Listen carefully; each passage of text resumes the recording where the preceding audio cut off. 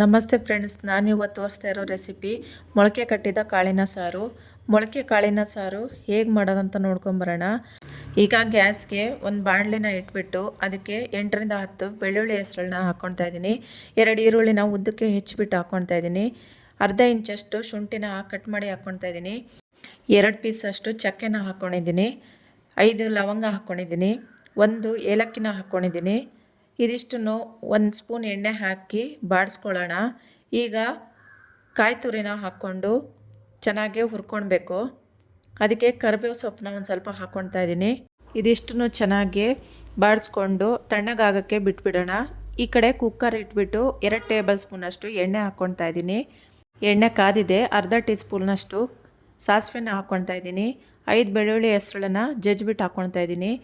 ಮೀಡಿಯಮ್ಮಾಗಿ ಹೆಚ್ಚಿರೋ ಅಂಥದ್ದು 2 ಈರುಳ್ಳಿನ ಕಟ್ ಮಾಡಿಬಿಟ್ಟು ಹಾಕ್ಕೊಳ್ತಾ ಇದ್ದೀನಿ. ಕರಿಬೇವು ಸೊಪ್ಪನ್ನ ಹಾಕ್ಕೊಂಡಿದ್ದೀನಿ. ಇದಿಷ್ಟನ್ನು ಬಾಡಿಸ್ಕೊಳ್ಳೋಣ. ಇದಕ್ಕೆ ಅರ್ಧ ಟೀ ಸ್ಪೂನಷ್ಟು ಅರಿಶಿನ ಪುಡಿನ ಹಾಕಿ ಕಲಿಸ್ಕೊಳ್ತಾ ಇದ್ದೀನಿ.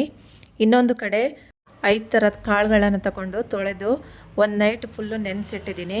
ನಂತರ ಅದನ್ನು ತೊಳೆದ್ಬಿಟ್ಟು ನೀರು ತೆಗೆದು ಒಂದು ಪಾತ್ರೆಯಲ್ಲಿ ಮುಚ್ಚಿಟ್ಟು 2 ದಿನ ಬಿಟ್ಬಿಟ್ಟಿದ್ದೀನಿ. ಅದನ್ನು ಚೆನ್ನಾಗಿ ಮೊಳಕೆ ಬಂದಿದೆ. ಇವಾಗ ಇದಕ್ಕೆ ಬಟಾಣಿ, ಅಲಸಂಡೆ ಕಾಳು, ಹುರುಳಿಕಾಳು, ಹೆಸರು ಕಾಳು, ಕಡಲೆಕಾಳು ಇದಿಷ್ಟನ್ನು ಮೊಳಕೆ ಕಟ್ಕೊಂಡಿದ್ದೀನಿ. ಇದನ್ನು ತೊಳೆದ್ಬಿಟ್ಟು ಕುಕ್ಕರ್ಗೆ ಹಾಕ್ಕೊಂಡು ಕಲಿಸ್ಕೊತಾ ಇದ್ದೀನಿ. ಇದು ಹಸಿ ವಾಸನೆ ಹೋಗೋ ತನಕ ಚೆನ್ನಾಗಿ ಹುರ್ಕೊಳ್ಬೇಕು.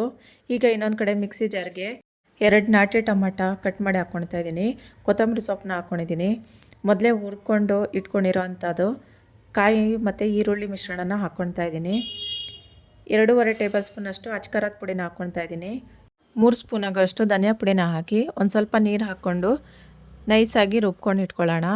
ಇನ್ನೊಂದು ಕಡೆ ಈ ಕಡೆ ಕಾಳೆಲ್ಲ ಹಸಿ ವಾಸನೆ ಎಲ್ಲ ಹೋಗಿದೆ. ಈಗ ಇದಕ್ಕೆ 1 ಆಪಲ್ ಟೊಮಾಟೋನ ದೊಡ್ಡದಾಗಿ ಕಟ್ ಮಾಡಿ ಹಾಕ್ಕೊಂಡು ಕಲಿಸ್ಕೊತಾ ಇದ್ದೀನಿ. ಈಗ ಇದಕ್ಕೆ ಉಪ್ಪನ್ನ ಹಾಕ್ಕೊಂಡು ಮತ್ತೆ ಕಲಿಸ್ಕೊತಾ ಇದ್ದೀನಿ. ಕಾಳುಗಳನ್ನೆಲ್ಲ ಚೆನ್ನಾಗಿ ತೊಳೆದ್ಬಿಟ್ಟು ಮೊಳಕೆ ಬರೆಸಿಟ್ರೆ ಸ್ಮೆಲ್ ಇರೋದಿಲ್ಲ. ಮತ್ತು ಕಾಳುಗಳನ್ನೆಲ್ಲ ಮೊಳಕೆ ಬರೆಸ್ಬಿಟ್ಟು ಸಾರಾಗಲಿ ಪಲ್ಯ ಆಗಲಿ ಮಾಡಿಕೊಂಡ್ರೆ ಗ್ಯಾಸ್ಟ್ರಿಕ್ ಸಮಸ್ಯೆನೂ ಇರಲ್ಲ, ವಾಯುನೂ ಇರೋದಿಲ್ಲ. ಈಗ 4 ಬದನೆಕಾಯಿನ ಹೀಗೆ ದೊಡ್ಡದಾಗಿ ಕಟ್ ಮಾಡಿಕೊಂಡು ನೀರಲ್ಲಿ ಹಾಕ್ಕೊಂಡು ಇಟ್ಕೊಂಡಿದ್ದೀನಿ.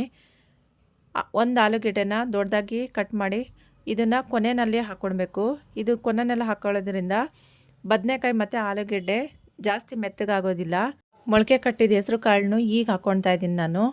ಮೊಳಕೆ ಕಾಳನ್ನು ಕೊನೆಯಲ್ಲಿ ಹಾಕ್ಕೊಳ್ಳೋದ್ರಿಂದ ಜಾಸ್ತಿ ಮೆತ್ತಗಾಗಿ ಹೋಗೋದಿಲ್ಲ. ಕಾಳಾಗಿ ನಮಗೆ ಸಾರಲ್ಲಿ ಸಿಗುತ್ತೆ. ಈಗ ರುಬ್ಬಿರೋಂಥ ಮಸಾಲಾನ ಹಾಕ್ಕೊಳ್ತಾ ಇದ್ದೀನಿ. ಮಿಕ್ಸಿ ಜಾರನ್ನ ತೊಳೆದ್ಬಿಟ್ಟು ನೀರು ಹಾಕ್ಕೊಳ್ತಾ ಇದ್ದೀನಿ. ನೀರು ಎಷ್ಟು ಬೇಕಷ್ಟು ನಿಮಗೆ ತೆಳು ಬೇಕಾದರೆ ತೆಳು ಮಾಡ್ಕೊಳ್ಳಿ, ದಪ್ಪ ಬೇಕಿದ್ರೆ ದಪ್ಪ ಮಾಡ್ಕೊಳ್ಳಿ. ಜಾಸ್ತಿ ದಪ್ಪ ಮಾಡ್ಕೊಳಕ್ಕೆ ಹೋದರೆ ಕಾಳು ಆಗಿರೋದ್ರಿಂದ ಇದು ಮತ್ತೆ ದಪ್ಪ ಆಗಿಬಿಡುತ್ತೆ. ಅದಕ್ಕೆ ನೀರು ಇವಾಗಲೇ ನೋಡಿಕೊಂಡು ತೆಳುನೇ ಮಾಡ್ಕೊಂಡ್ಬಿಡಿ.